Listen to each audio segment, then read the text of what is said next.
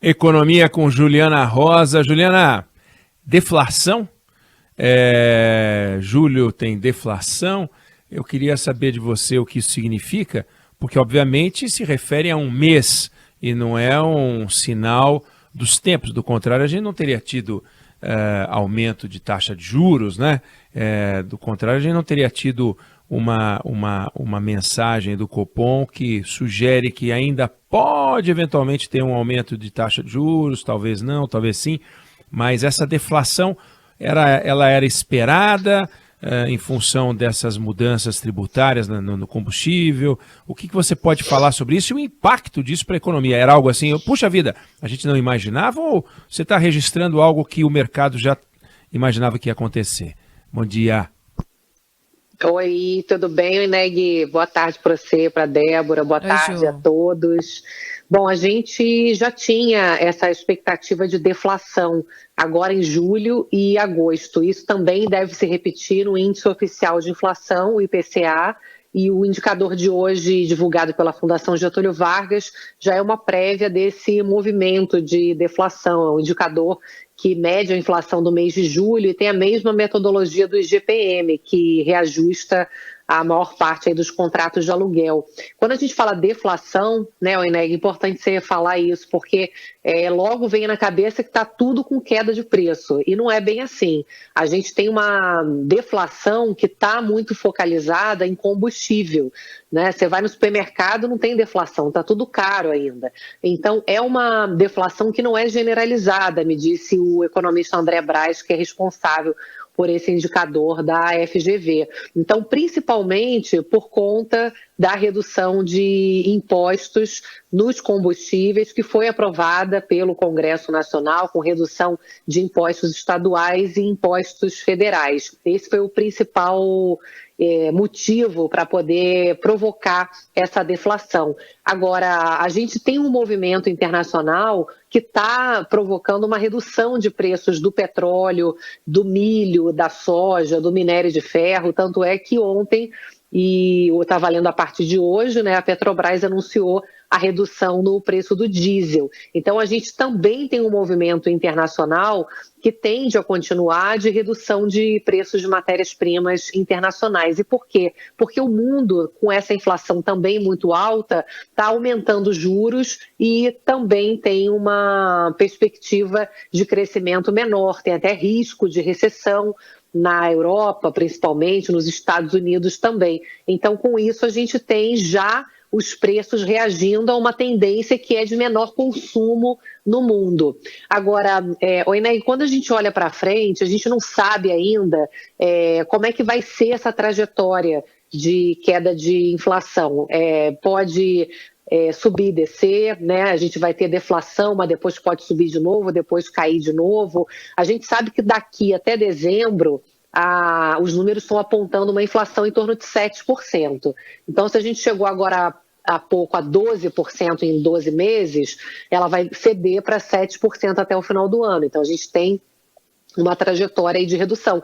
Mas 7% ainda vai ser uma inflação alta para uma meta que é em torno de 3% no Brasil. Então, por isso que os juros podem parar de subir, como disse o Banco Central, já subiu muito, encarecendo o crédito aí para os brasileiros, né? Dificultando o pagamento de dívidas, investimentos das empresas, mas ainda vamos ter juros altos durante ano que vem ali, pelo menos até a primeira metade do ano que vem, me dizem os analistas.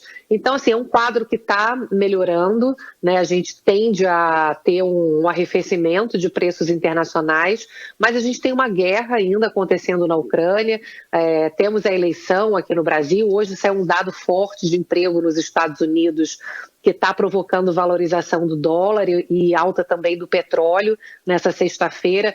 Então, assim, a tendência daqui até o fim do ano é de perda de fôlego dos preços, é das economias mundiais serem mais fracas, né, o consumo ser menor, mas não é uma linha reta. Então, a gente pode ter ainda alguns solavancos e uma situação nada confortável, né, Enéia? A gente queria deflação no supermercado, principalmente, né, mas ainda é um passo aí devagar até a gente começar a sentir para valer algum alívio de preços aí no nosso bolso. Juliana, ontem você falava, e eu queria que você lembrasse a gente aqui, reafirmasse, reforçasse, para as pessoas poderem entender que tem uma diferença grande entre a queda do preço da gasolina e a queda do preço do diesel, né? Não me refiro a valores, me refiro à forma como a queda de um e a queda do outro impactam na economia. Você falava sobre a velocidade com que um preço chega na economia e produz o efeito sobre a inflação e o outro. Eu queria que você explicasse isso um pouco melhor para a gente. Não que você não tenha explicado bem ontem, não. É que tem gente que não ouviu mesmo. Oi, Neg. Quando a gente fala em queda da gasolina, politicamente é muito melhor ter queda da gasolina do que do diesel, porque o impacto é imediato. A queda da gasolina e o preço, como a gente viu, né, até recentemente, a mudança ali dos impostos provocou uma redução do preço da gasolina substancial, né? Estava ali na casa dos R$7, agora você vai no posto, tá R$5,50, né? Então, o litro, né? Então foi uma queda realmente muito grande. Você vê, né? Só que afeta muito mais a classe média, né? Classe média alta, quem tem carro. Então, o que os especialistas aí em políticas públicas, em redução de pobreza, defendem é que faria mais sentido se dar algum incentivo para a gasolina para alguns segmentos que realmente precisam do combustível para trabalhar, né? Que é o motorista do aplicativo, o taxista.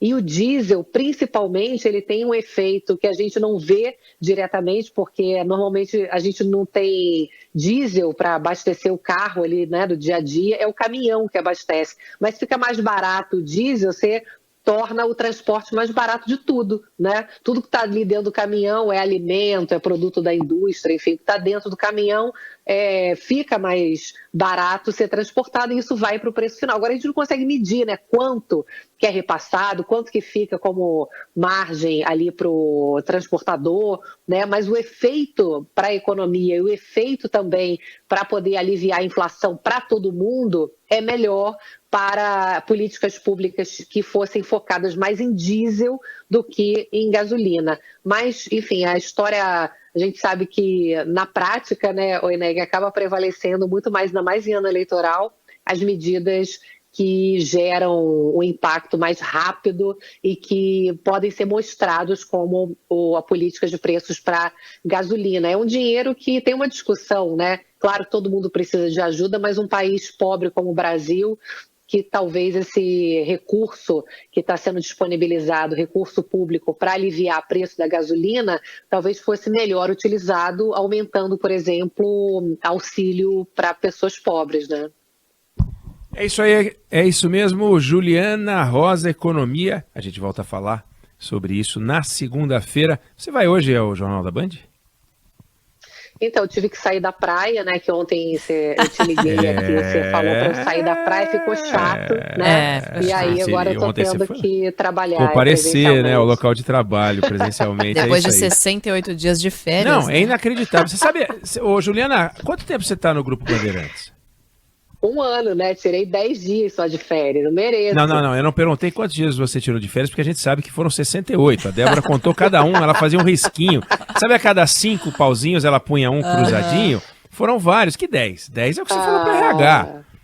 Mas para nós aqui você fez falta. Tá bom, Débora. 1 ano de Band. Parece que eu tô aqui há tanto tempo, parabéns. né? Eu tô Boa, Juliana. Eu não achava que você estava aqui há 1 ano. Passa eu não muito achava que você estava aqui há 1 ano. É impressionante. Parabéns para nós que a gente tem o privilégio de conviver com você. Valeu, Juliana. Ah, querido. Beijo. Adoro vocês. Um beijão. Nós também, Ju. Bom você fim é muito de semana. especial. Tchau, tchau.